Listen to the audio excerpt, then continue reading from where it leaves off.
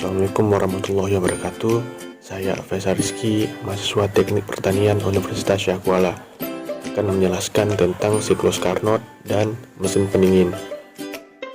Baik, jadi di sini saya akan menjelaskan tentang siklus Carnot terlebih dahulu.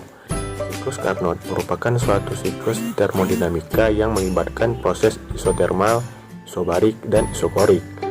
Siklus adalah suatu rangkaian sedemikian rupa sehingga akhirnya kembali kepada keadaan semula. Misalnya, terdapat suatu siklus termodinamika yang melibatkan proses isotermal, isobarik, dan isokorik. Sistem menjalani proses isotermal dari keadaan A sampai B, kemudian menjalani proses isobarik untuk mengubah sistem dari keadaan B ke keadaan C, hingga pada hasil akhirnya proses isokorik kembali ke keadaan awalnya, yang membuat dari proses A ke keadaan B. Selanjutnya dari C kembali ke keadaan A, menyatakan suatu siklus. Baik, kita lanjut ke poin kedua, yaitu tentang bentuk siklus Carnot.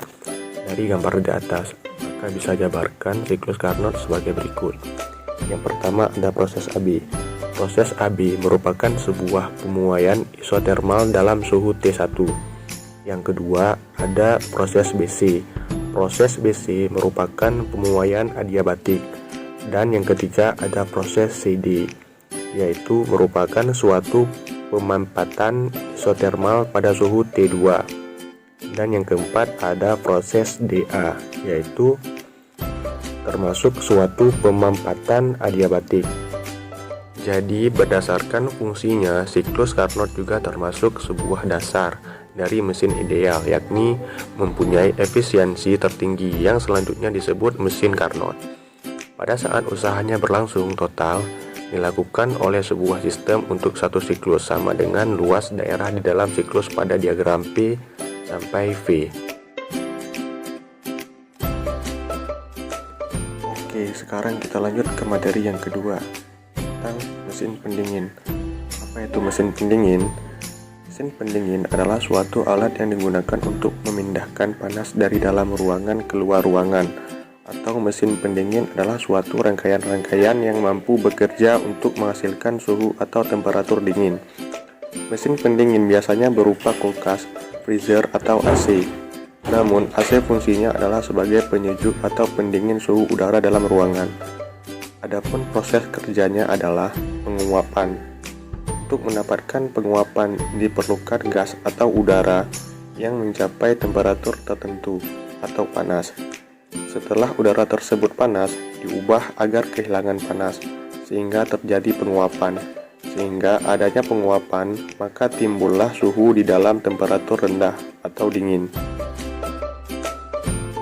Kemudian ada skema kerja mesin pendingin. Yang pertama itu ada kompresor. Kompresor adalah salah satu komponen utama dalam sirkulasi refrigeran. Yang kedua ada kondensor.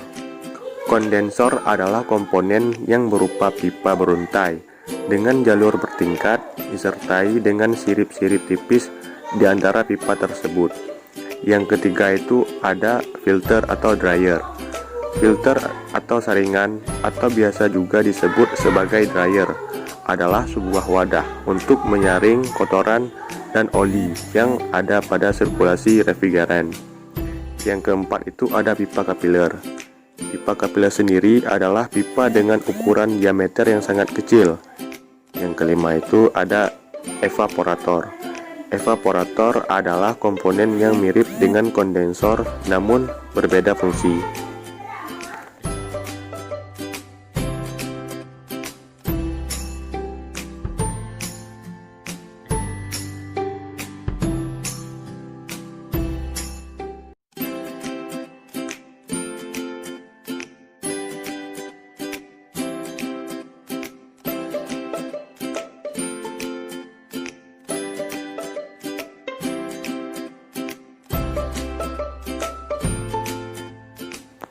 Demikian akhir presentasi saya.